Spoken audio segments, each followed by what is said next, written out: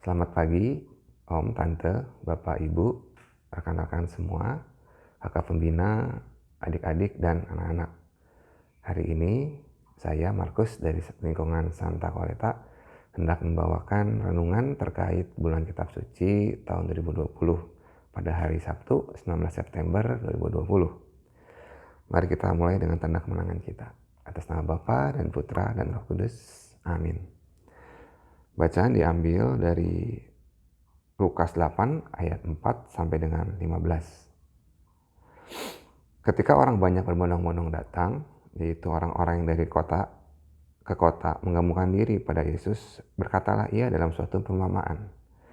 Adalah seorang penabur keluar untuk menaburkan benihnya. Pada waktu ia menabur, sebagian benih itu jatuh di pinggir jalan, lalu diinjak orang, dan burung-burung di udara memakannya sampai habis.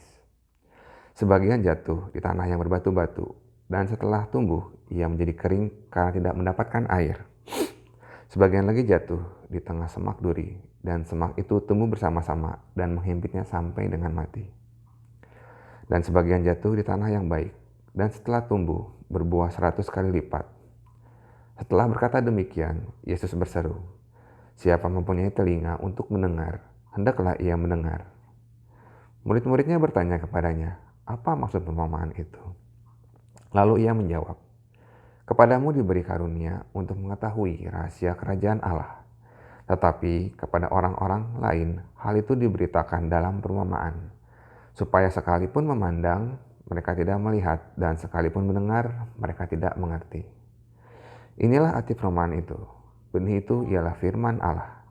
Yang jatuh di pinggir jalan itu ialah orang yang telah mendengarnya, kemudian datanglah iblis lalu mengambil firman itu dari dalam hati mereka, supaya mereka jangan percaya dan diselamatkan.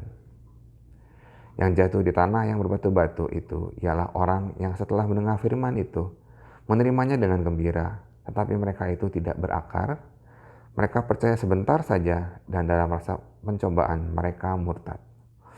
Yang jatuh di semak duri ialah orang yang telah mendengar firman itu, dan dalam pertumbuhan selanjutnya, mereka terhimpit oleh kekhawatiran dan kekayaan, dan kenikmatan hidup, sehingga mereka tidak menghasilkan buah yang matang.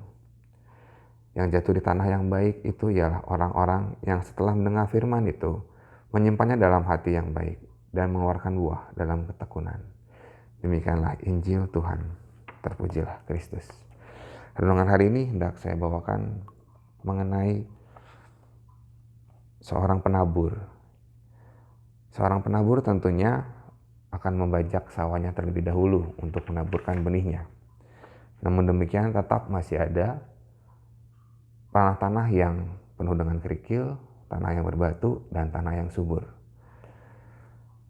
Hari ini saya tertantang untuk membahas mengenai keterbukaan hati kita dalam menerima firman Allah.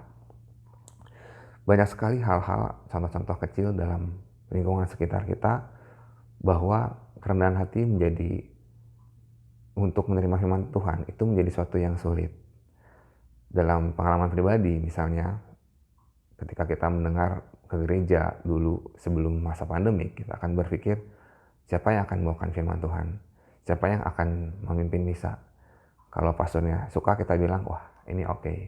Tetapi kadang-kadang kalau pastornya tertentu, kita bilang, wah pastor ini nih lama nih firmannya. Nah, di situ sebenarnya membuat blocking dalam mindset kita. Mungkin kita orang yang sering ke gereja, tetapi hal-hal sekecil, kerikil itu yang akan membuat firman Allah tidak tumbuh dalam hati kita. Atau mungkin kita juga seringkali mendengar firman, oh ini firmannya bukan buat saya, ini buat tetangga si A nih cocok, atau tetangga si B sih cocok. Namun saya pribadi atau kita sekalian kadang-kadang tidak berpikir bahwa firman itu adalah buat kita. Itu juga akan membuat firman Allah yang ditaburkan menjadi sia-sia. Inilah yang saya sebut dengan kesombongan rohani. Sehingga kita menganggap firman Allah itu buat orang lain, bukan buat kita. Atau firman Allah yang ada, itu sudah kita lakukan tanpa kita mencernanya lagi. Nah, dalam hal ini saya mau mengajak juga kepada teman-teman, adik-adik, kakak-kakak, om, tante, untuk kembali mengosongkan hati kita, menerapkan prinsip padi, di mana kita semakin berisi, tapi kita juga harus semakin merunduk. Artinya, mungkin kita udah tahu dalam firman itu apa. Mungkin juga kita sudah pernah mendengar. Mungkin juga kita yang membawakan kita sudah tahu latar belakangnya. Tetapi firman Tuhan tetaplah firman Tuhan. Kita perlu dengan rendah hati, memasukkannya ke dalam hati, merenungkannya, dan berdoa. Supaya keterbukaan hati kita dan kerendahan hati kita menjadi pintu masuk bagi bertumbuhnya firman Tuhan di dalam hati kita. Firman yang sama akan memberikan dampak yang berbeda apabila hati kita terbuka dan mau diolah dan dibajak oleh Roh Kudus. Mari kita berdoa.